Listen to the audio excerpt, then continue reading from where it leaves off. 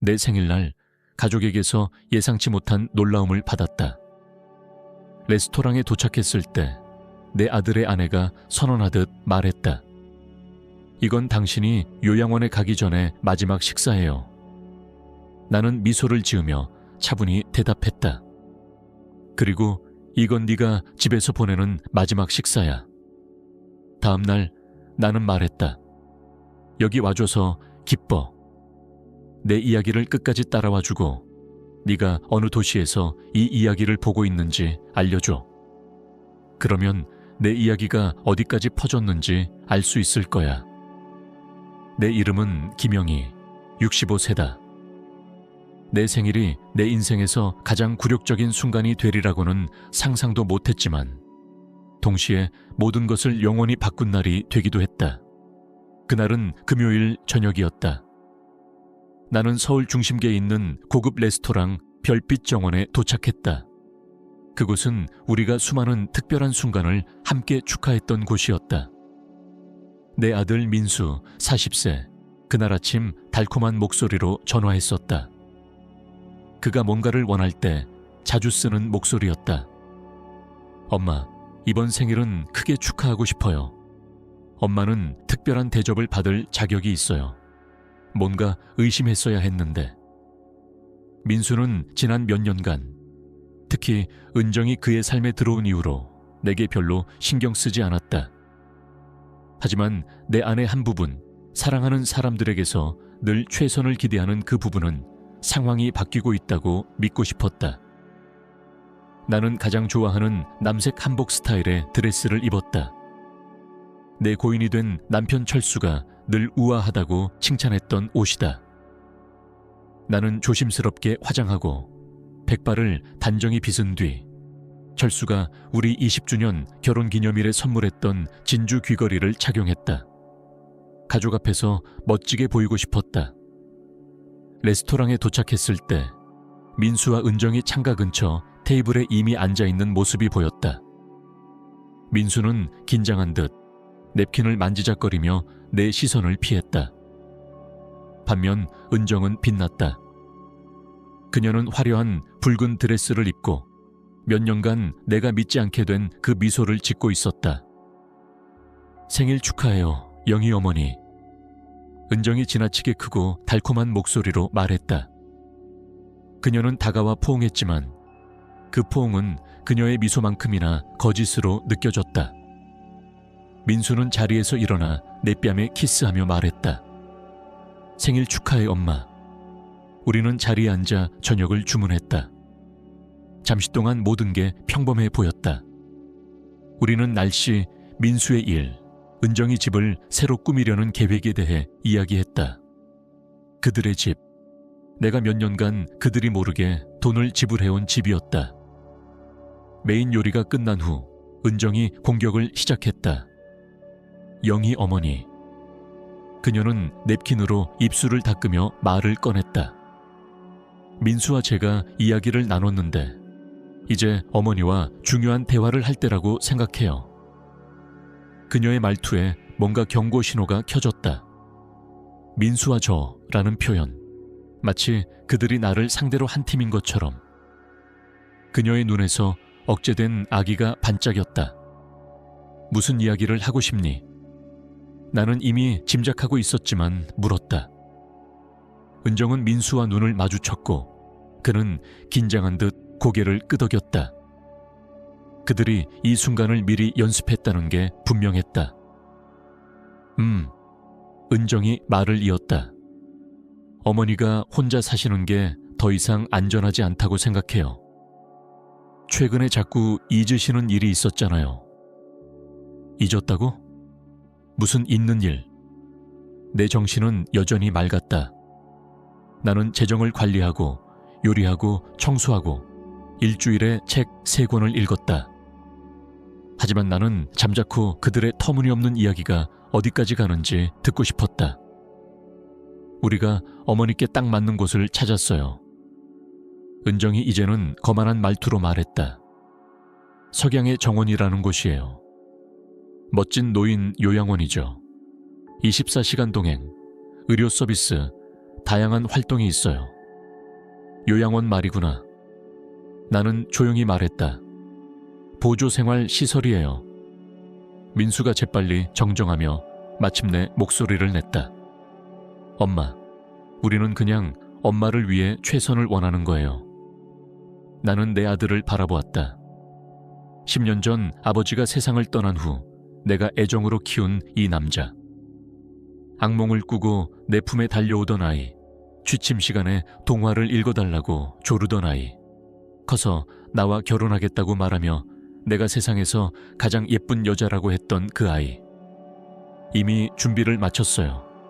은정이 승리감에 차 말했다. 월요일에 입소하실 수 있어요. 저희가 짐을 싸드릴게요. 그 순간 내 안에서 뭔가가 무너졌다.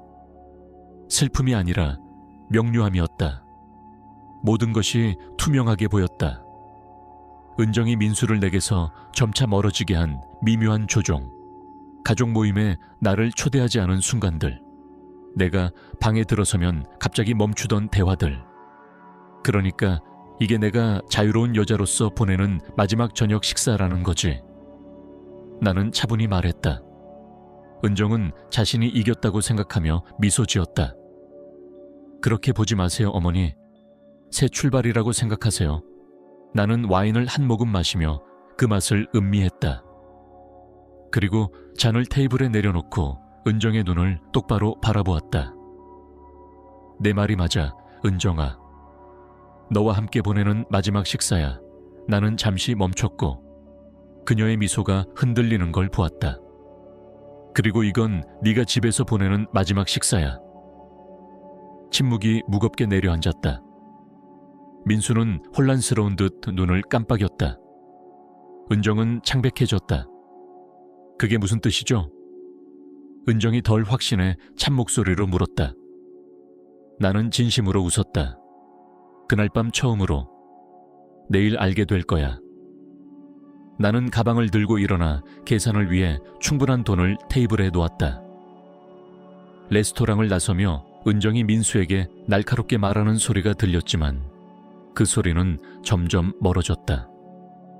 그날 밤 내 거실에 앉아 잘 살아온 삶의 사진과 추억에 둘러싸여 나는 익숙한 번호로 전화했다. 이 변호사님. 내 변호사가 전화를 받자 나는 말했다. 김영희예요. 내일 아침 일찍 만나야겠어요. 가족이 내 재산에 대해 진실을 알아야 할 때예요. 전화를 끊은 후 나는 와인 한 잔을 따랐다. 내일이면 민수와 은정이 요양원에 가두려 했던 이 혼란스러운 노인이 사실 그들이 사는 집의 진짜 주인이라는 걸, 그리고 그들이 상상도 못한 훨씬 더 많은 것을 소유하고 있다는 걸 알게 될 터였다. 토요일 아침은 맑고 서늘하게 밝았다. 나는 늘 그랬듯 일찍 일어나 커피를 내렸다. 이 변호사가 도착하기를 기다리며 다가올 일에 필요한 모든 서류를 점검했다. 수년간 나는 내 재산의 진정한 규모를 비밀로 유지해왔다. 철수와 나는 가족이 생각했던 것보다 훨씬 영리했다.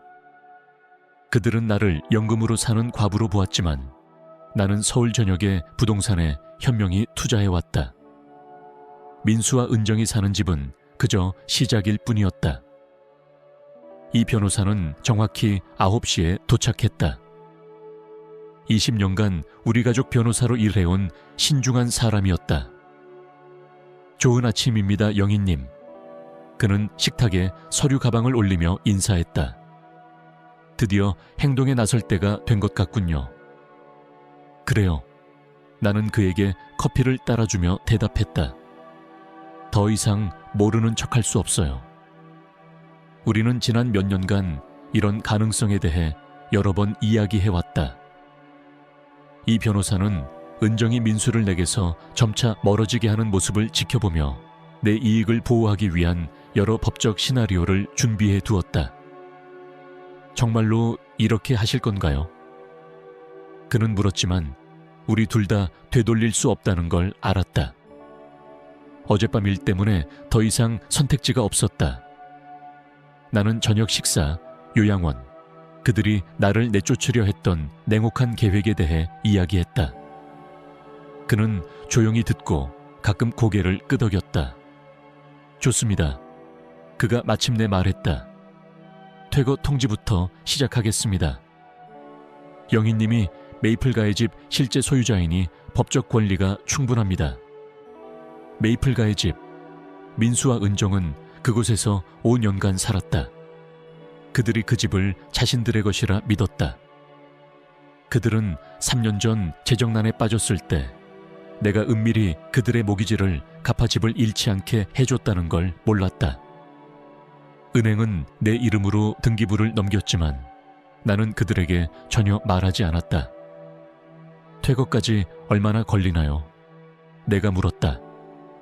법적으로 30일이지만 임대 계약 위반을 이유로 일주일로 단축할 수 있습니다. 무슨 임대 계약이요? 이 변호사는 미소 지었다. 지금 서명할 계약이죠. 3년 전으로 소급해서 집주인에 대한 무례나 위협이 있을 경우 즉시 종료될 수 있는 계약입니다. 서류에 서명하며 어떻게 일이 이렇게까지 됐는지 생각하지 않을 수 없었다.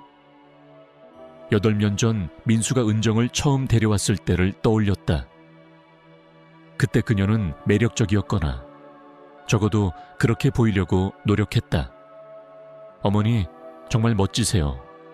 첫 저녁 식사에서 그녀가 말했다. 우리 정말 가까워졌으면 좋겠어요. 처음엔 진심처럼 보였다. 주방에서 나를 돕고 철수 이야기를 물으며 우리 가족 역사에 관심 있는 척했다.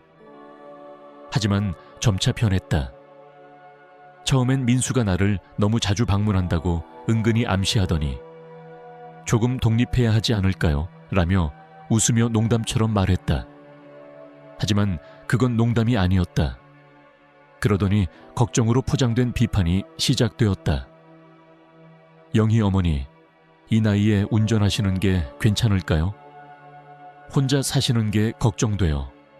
넘어지시면 어쩌죠? 내 착한 아들 민수는 어느새 그 걱정을 자신의 말처럼 반복했다. 서류 정리가 끝난 후 나는 민수에게 전화했다. 그는 3번째 벨에서 받았다. 엄마, 괜찮아?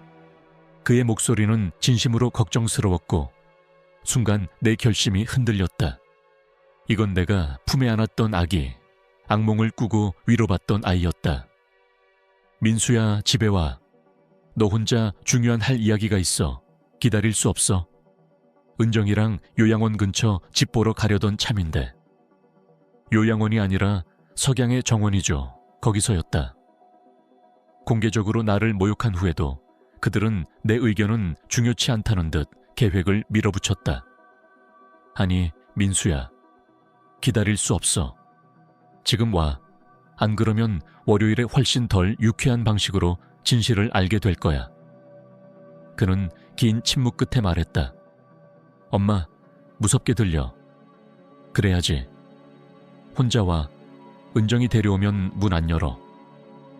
전화를 끊고 집 안을 걸으며 이 집 민수가 5살 때 철수와 함께 산 이 집을 둘러보았다. 모든 구석에 추억이 있었다. 민수가 생일마다 키를 재던 벽의 표시, 7살에 포도 주스를 엎질렀던 카펫의 얼룩, 대학 졸업식에서 자랑스럽게 졸업장을 들고 웃던 사진. 언제부터 잘못된 걸까? 언제 내 아들은 내가 부담스러운 존재라고 결정했을까? 45분 후 초인종이 울렸다. 문을 열자 민수가 긴장하고 혼란스러운 얼굴로 서 있었다. 안녕 엄마. 들어와. 그는 어린 시절 나와 함께 디즈니 영화를 수없이 봤던 소파에 앉았다. 나는 철수의 의자에 앉았다. 민수야, 너는 나와 네 아빠, 그리고 우리 재정 상황에 대해 모르는 게 많아. 엄마, 요양원 비용 때문에 그러는 거면 은정이랑 내가 다 알아서 할게. 너희 집, 내가 말을 끊었다. 너랑 은정이 사는 집, 진짜 주인이 누군지 알아? 민수는 눈살을 찌푸렸다. 우리 집이야. 모기지 있잖아. 아니야, 민수야. 아니야, 나는 이 변호사가 남긴 서류를 꺼내 보여주었다. 그의 눈이 서류를 훑으며 혼란해서 충격으로 변했다. 이게 사실일 리 없어. 3년 전 너희가 집을 잃을 뻔했을 때 내가 모기지를 다 갚았어.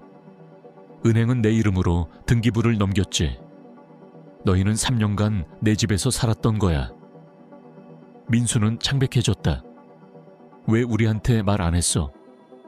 내 아들이 거기 사는 줄 알았으니까. 언젠가 네가 내가 한 일을 이해할 거라 생각했지.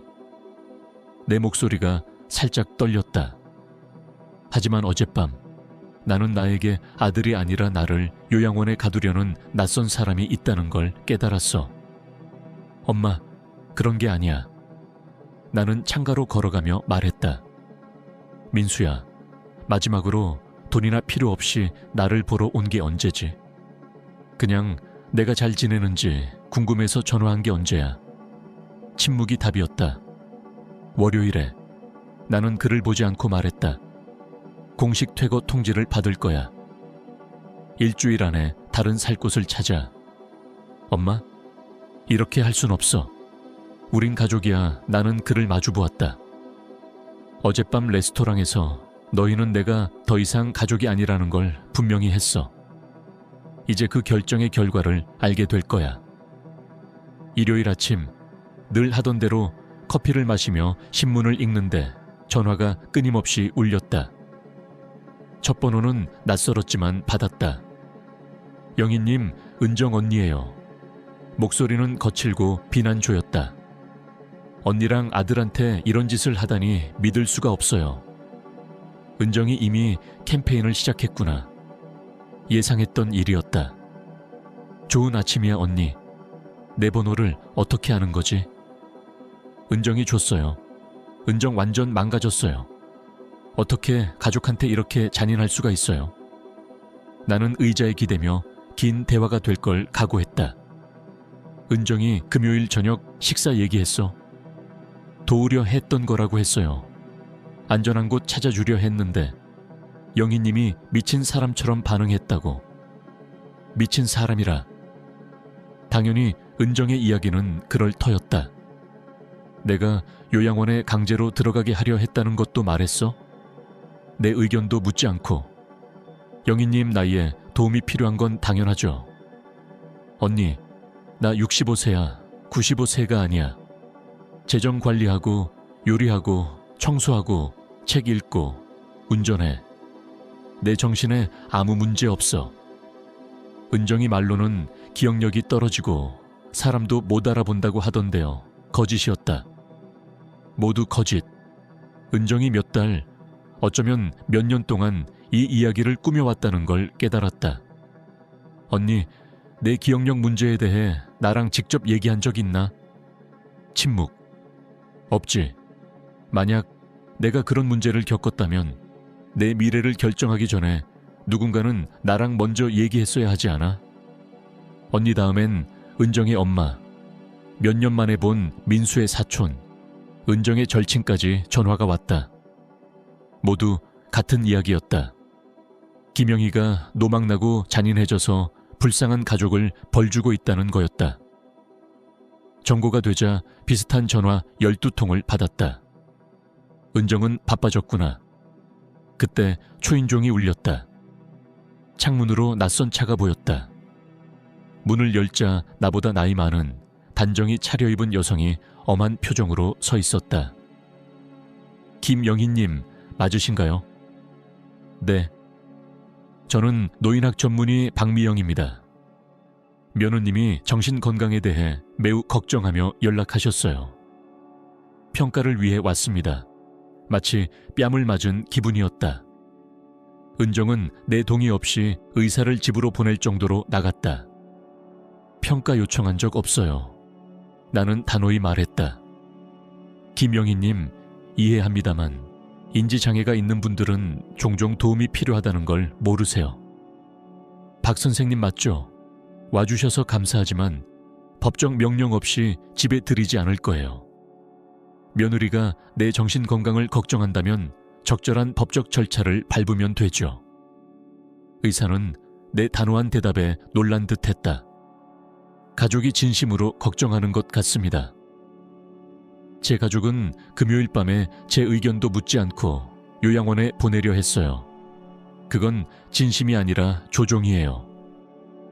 의사가 떠난 후 나는 부들부들 떨며 주방에 앉았다. 두려움이 아니라 분노였다. 은정은 멈추지 않을 거였다. 나를 정신적으로 무능하다고 선언하려 했다. 즉시 이 변호사에게 전화했다. 영희님, 무슨 일입니까? 나는 전화들, 의사 방문, 은정이 벌인 비판 캠페인을 이야기했다. 생각보다 심각하군요. 그가 말했다. 은정이 당신이 정신적으로 무능하다고 증언을 모으면 재산 결정에 법적으로 도전할 수 있습니다. 그게 가능해요? 어렵지만 불가능은 아니에요. 특히 민수를 설득하면요. 내 심장이 내려앉았다. 내 아들이 은정에게 휘둘려 내게 불리한 증언을 할 수도 있었다. 어떻게 해야 해요? 계획보다 빨리 움직여야 해요. 정신적 능력을 증명할 의학적 기록이 필요합니다. 그날 오후 이 변호사는 15년간 내 주치의인 최 박사와 신경심리학자와 긴급 진료를 예약했다. 그동안 전화는 계속 왔다. 은정이 연락한 먼 친척, 이웃, 내가 은퇴 전 가르쳤던 학교 동료들까지. 가장 아픈 건 다른 주에 사는 언니 미영의 전화였다. 영희야, 민수가 전화했어. 이상 행동을 했다며 이유 없이 집에서 쫓아냈다고. 그들의 집이라. 나는 쓰게 말했다. 그래, 그들의 집. 영희야, 이렇게까지 해야겠어?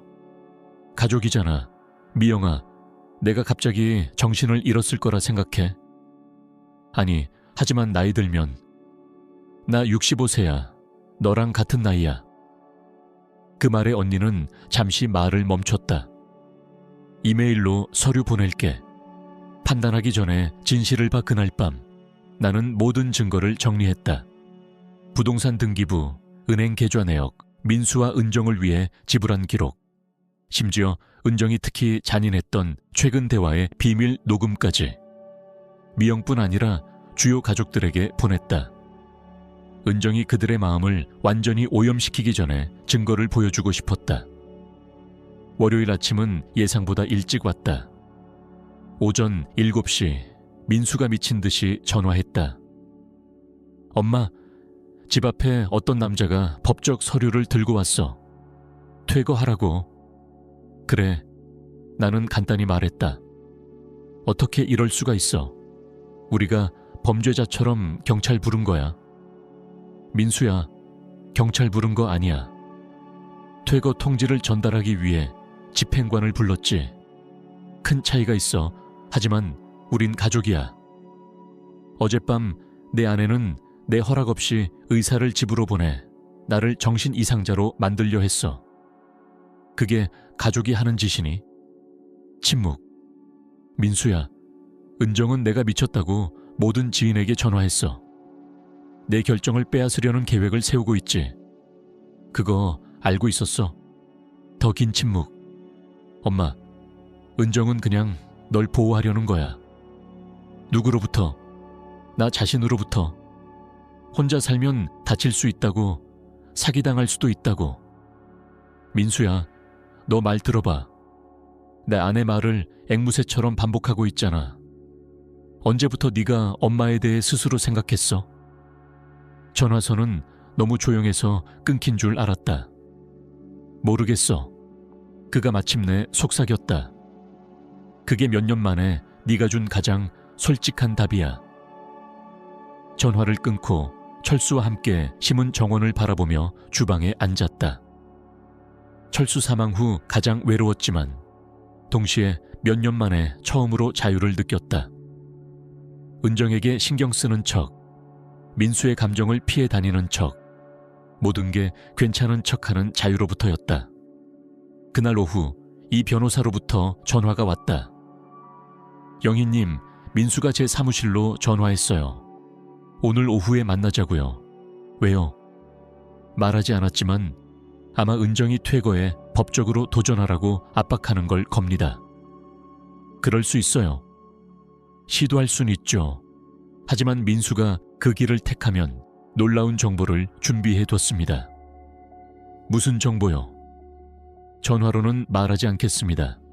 하지만 은정의 최근 몇 년간 지출에 대한 조사가 흥미로운 결과를 보여줬어요.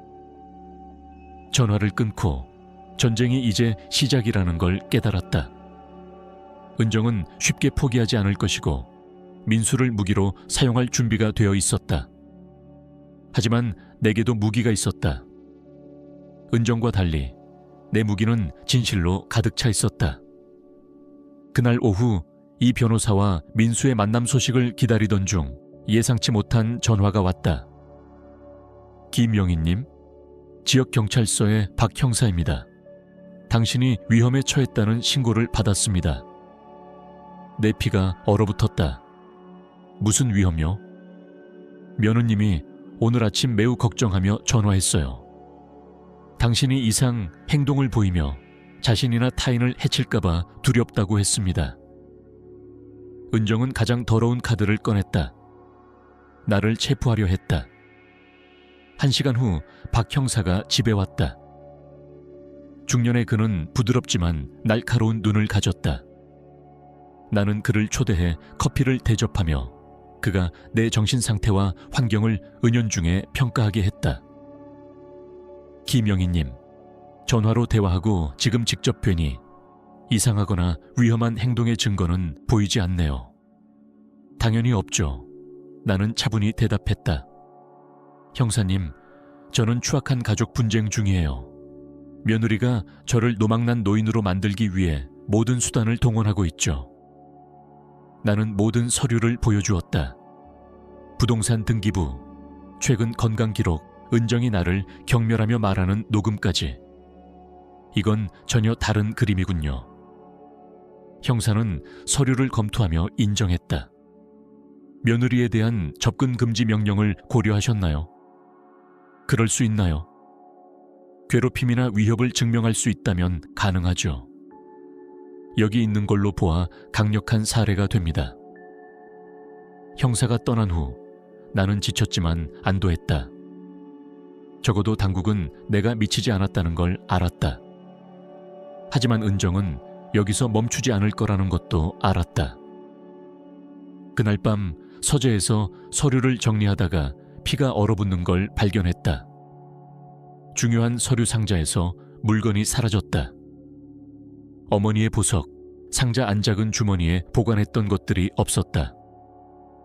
철수가 10주년 기념으로 준 진주 목걸이도 없었다.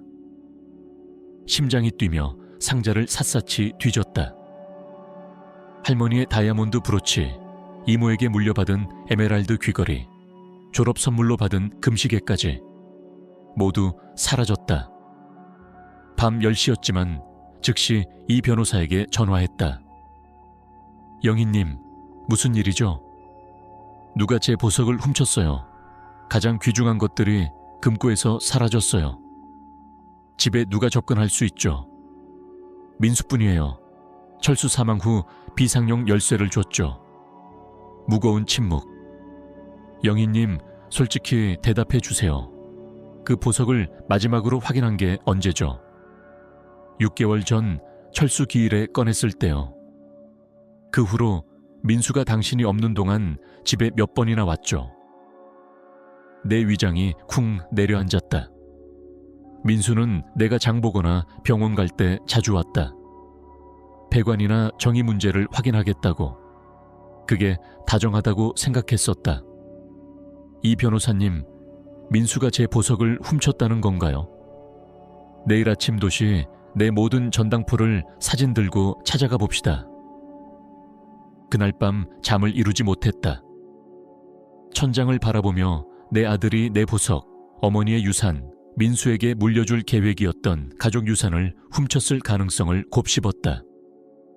아침 7시 이 변호사와 사설탐정 정씨가 도착했다. 우리는 사라진 보석 사진과 주요 전당포 목록을 준비했다. 오래 찾을 필요 없었다. 세 번째 전당포에서 주인이 즉시 사진을 알아보았다. 네, 이 보석들 2달 전쯤 젊은 남자가 가져왔어요. 할머니가 돌아가셔서 가족이 급히 돈이 필요하다고 했죠. 그 남자 묘사해 주세요. 정 씨가 물었다. 갈색 머리, 40세 정도, 잘 차려입었어요. 매우 긴장했죠. 금발 여자와 같이 왔어요. 아주 단정했어요. 내 심장이 완전히 무너졌다. 민수와 은정이 내 가족 보석을 팔았다. 전체 얼마에 샀나요?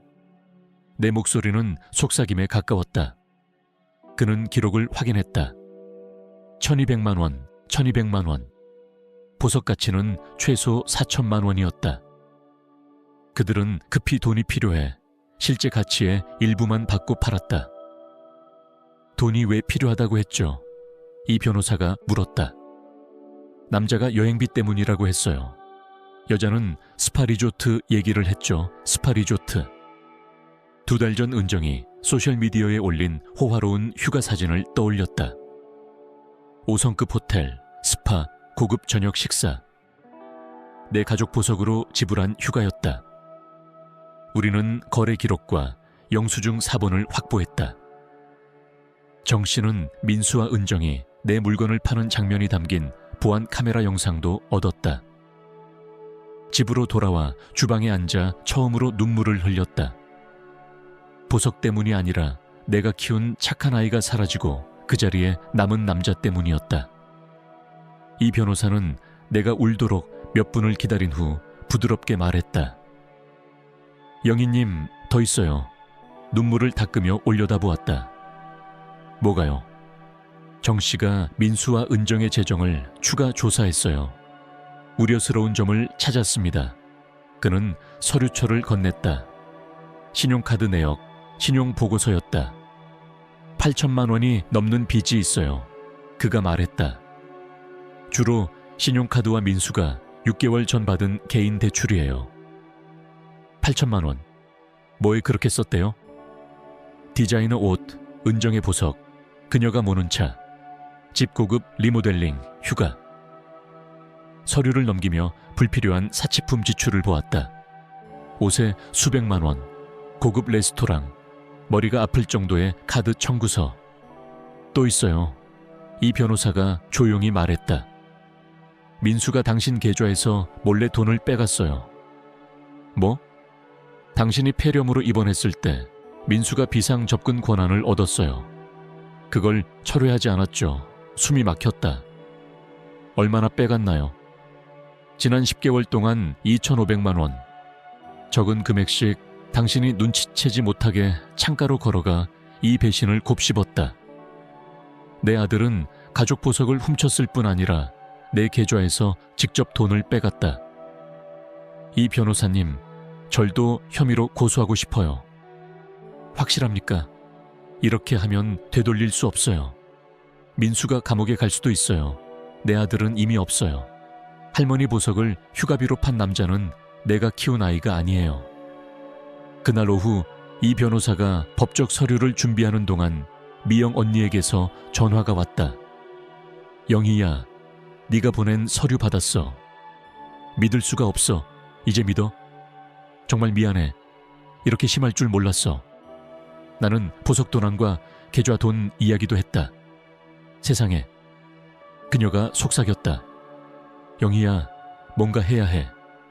이미 하고 있어. 내일 민수에 대해 형사 고발할 거야. 너 아들에게? 미영아, 내 아들은 오래전에 사라졌어. 남은 건 날 돈줄로 보는 낯선 사람이야. 그날 밤 민수가 전화했다. 목소리가 절박했다. 엄마, 우리 얘기해야 해. 충분히 얘기했어. 제발 엄마. 이해 못한 것들이 있어. 은정이 다 설명할 수 있다는데 민수야, 보석 찾았어. 완전한 침묵. 정확히는 어디서 팔았는지 찾았지. 보안 영상, 영수증 다 있어. 엄마, 설명할게. 뭐를 설명해? 할머니 보석을 훔쳐 휴가비로 쓴 거. 내 계좌에서 거의 1년 동안 돈을 빼간 거. 돈은 어떻게 하셨어? 그의 목소리는 속삭임이었다. 너랑 네 아내가 생각하는 것과 달리 나는 노망난 노인이 아니야. 65세의 모든 정신 능력이 멀쩡한 여성이지. 누가 내 돈을 훔쳤는지 알아. 엄마, 다 갚을게요.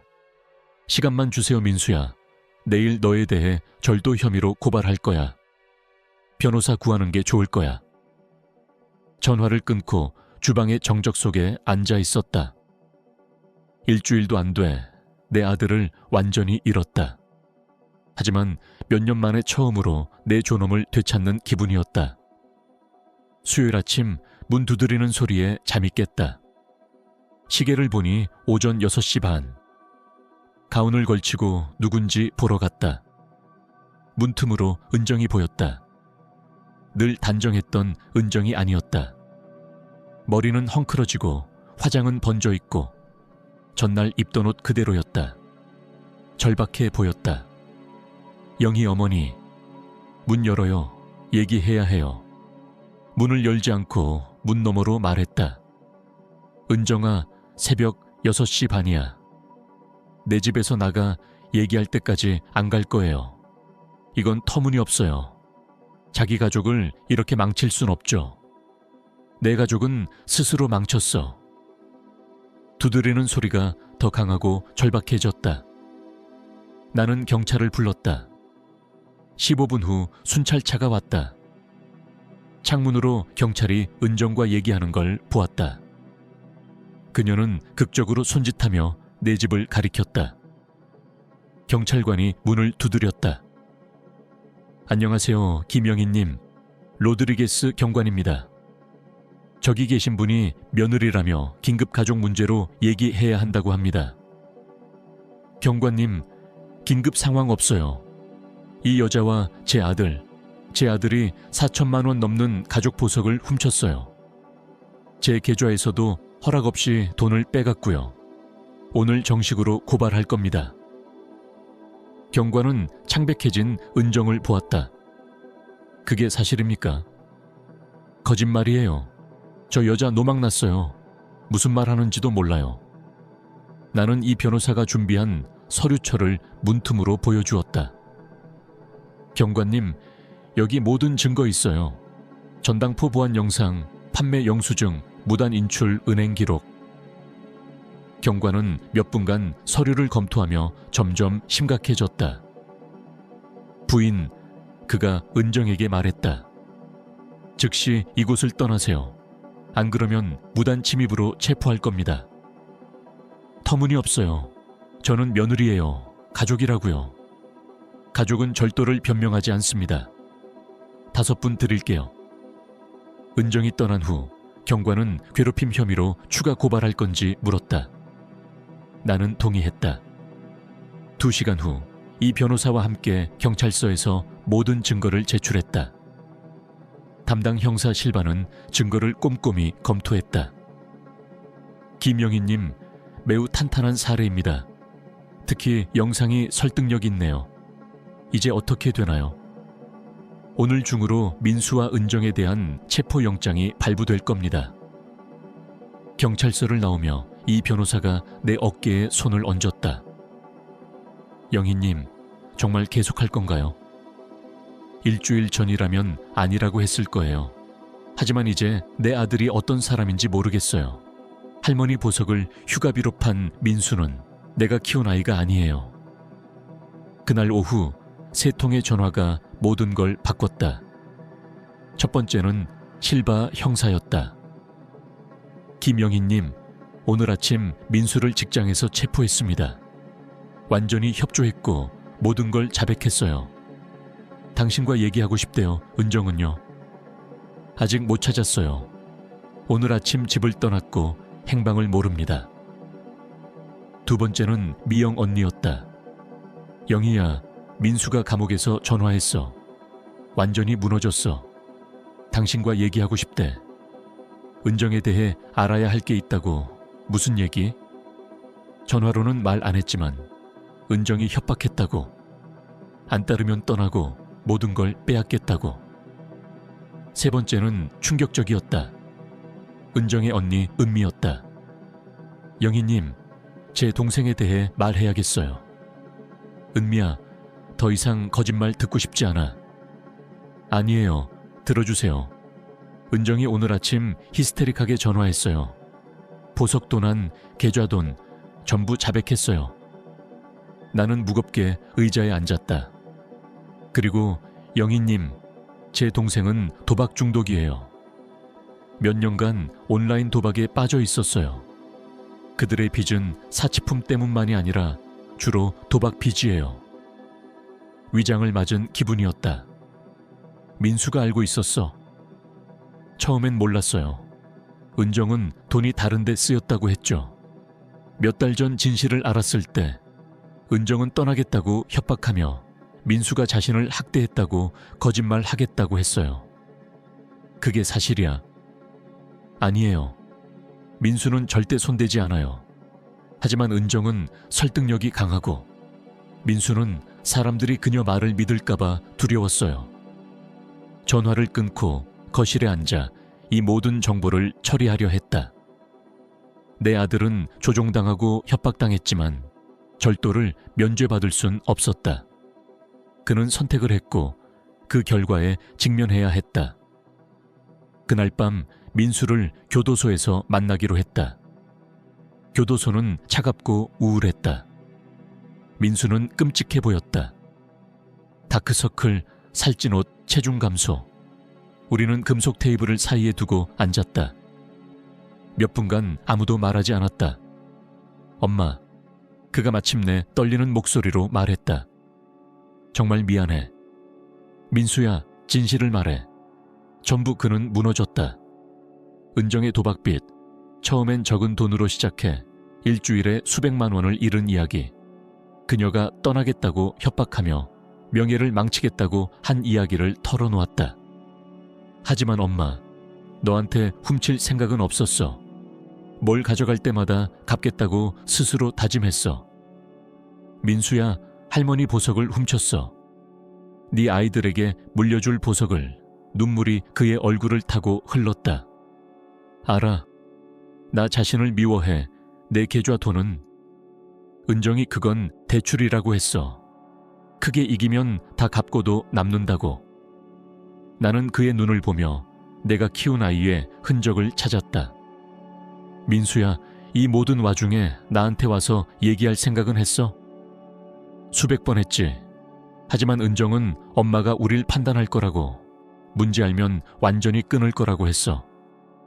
그래서 너희는 먼저 나를 끊기로 했지. 그는 고개를 숙였다. 요양원은 은정 아이디어였어.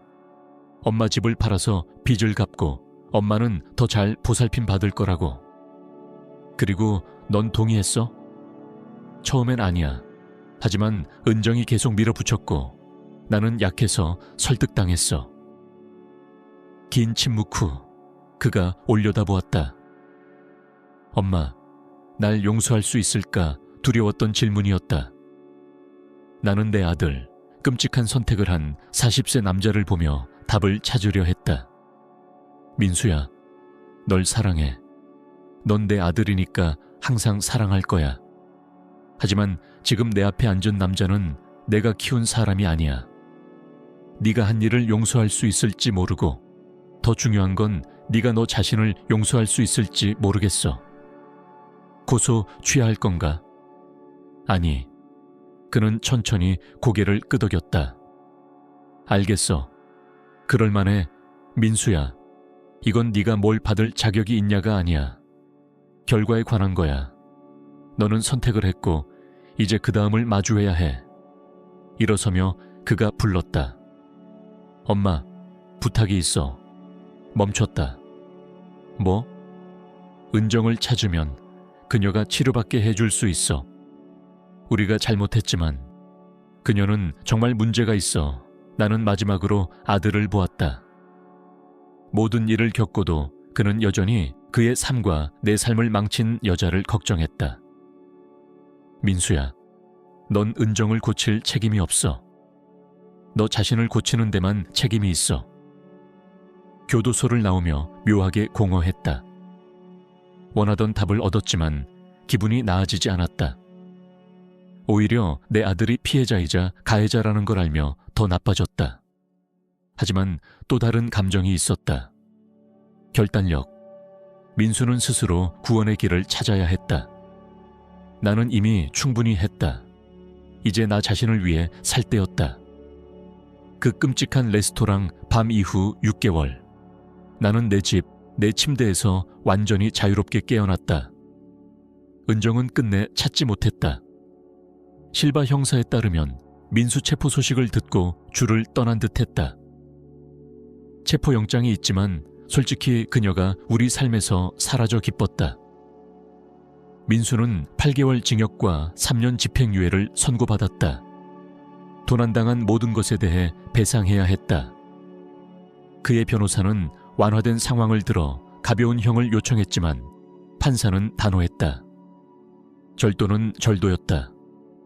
나는 선고 공청회에 참석했다. 민수는 피고석에서 나를 보았지만 나는 눈을 마주치지 않았다.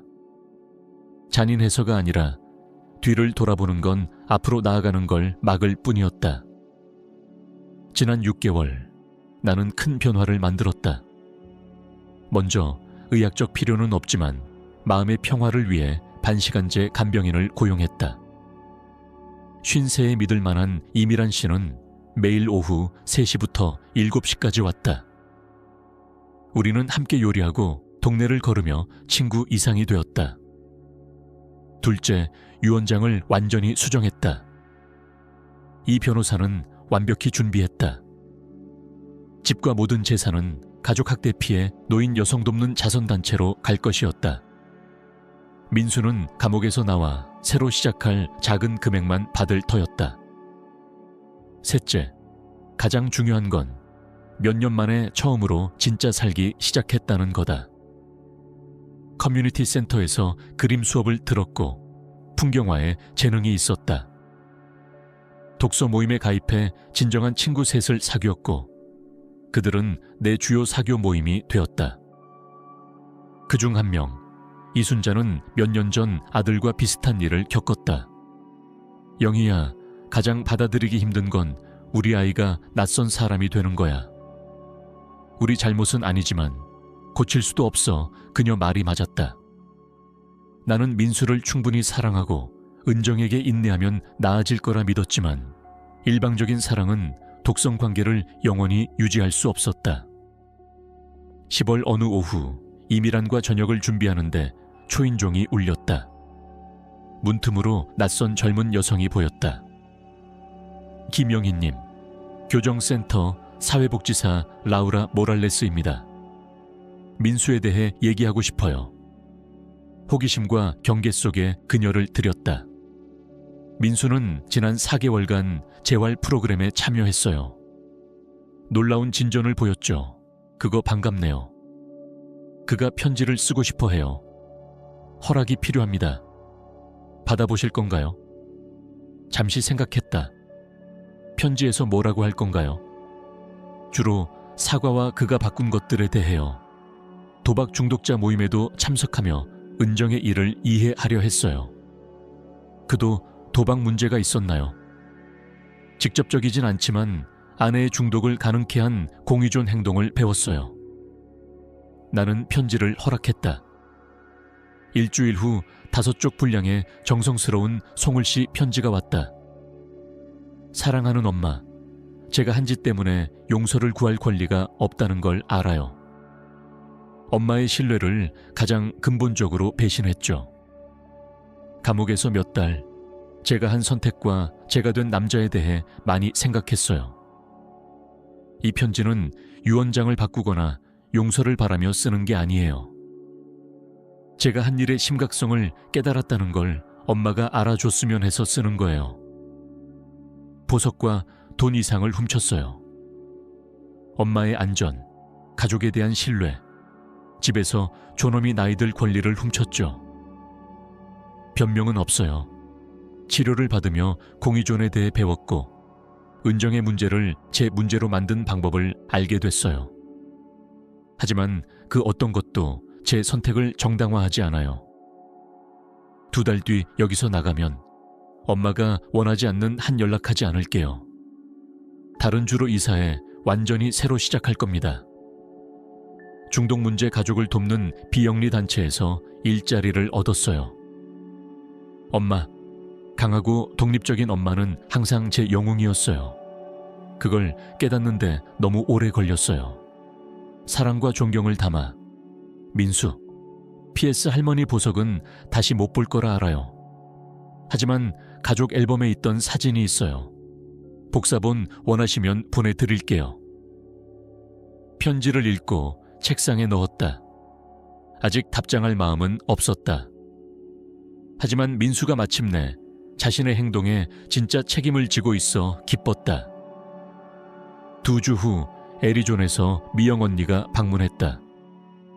모든 일이 시작된 후 처음으로 직접 만났다. 멋져 보여 공항에서 나를 안으며 그녀가 말했다. 자유로워 보여 그녀 말이 맞았다. 몇 년 만에 처음으로 민수를 걱정하거나 은정을 피해 다니거나 모든 게 괜찮은 척하지 않았다. 방문 중 우리는 별빛 정원 레스토랑에 갔다. 모든 게 시작된 곳이었다. 나쁜 기억을 떠올리지 않아. 미영이 물었다. 반대야. 나는 대답했다. 내 삶을 되찾기로 결정한 순간을 떠올리게 해. 그날 밤 레스토랑 매니저가 우리 테이블로 왔다. 실례합니다. 몇 달 전 여기서 사건이 있었던 분 아니신가요? 드라마가 더 생길까 긴장했다. 맞아요. 그 상황을 어떻게 대처하셨는지 정말 존경스러웠어요. 직원들이 가끔 그 얘기를 해요. 존엄을 지키며 자신의 입장을 당당히 밝히신 모습이 인상적이었죠. 그가 떠난 후 미영과 나는 서로 보고 웃었다. 레스토랑 직원들에게 영감이 될 줄 누가 알았겠어. 미영이 말했다. 나도 몰랐지. 집으로 가는 길 미영이 물었다. 후회되는 거 있어? 신중히 생각했다. 너무 오래 나를 지키지 않은 게 후회돼. 은정이 몇 년간 나를 나쁘게 대하도록 내버려 둔 것도. 하지만 눈을 뜬 후 내린 결정들은 후회하지 않아. 민수는 어른이야. 어른의 선택을 했고 그 결과는 내 책임이 아니야. 미영 방문 한 달 후 정원에서 봄을 위해 구근을 심고 있는데 이미란이 집에서 나왔다. 영희님, 젊은 남자가 문 앞에 왔어요. 손자라고 하네요. 내 심장이 멈췄다. 손자는 없었다. 민수와 은정은 아이가 없었다. 문으로 가니 20세 정도의 젊은이가 익숙한 눈으로 서 있었다. 김영희님, 저는 민지예요. 민지훈, 민수 아빠의 아들입니다. 세상이 흔들렸다. 뭐라고?